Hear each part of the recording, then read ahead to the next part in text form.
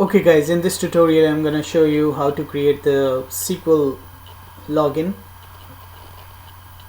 So to create the SQL login, I will go under security and I will hit login and right click on login and new login. So once I click new login, it will open up a window to add the new login name. We have two options here. One is Windows authentication and second is SQL Server authentication. I'm gonna use SQL account because this is just my lab machine, but if you have a domain account then you can use the Windows authentication also here. So my account is test user 1 and then I will click SQL Server. I will give a password.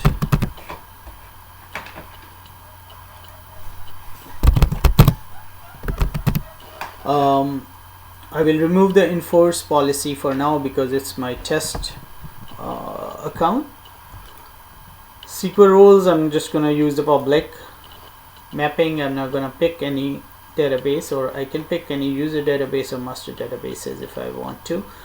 Securables, nothing, and status I will use the defaults that I'm creating and granting, and then enabling the account, and then I will hit OK, and that's it. Like, right click and then hit refresh, plus sign, click it, and you will see the test user 1 here. That's how you will create a SQL Server login.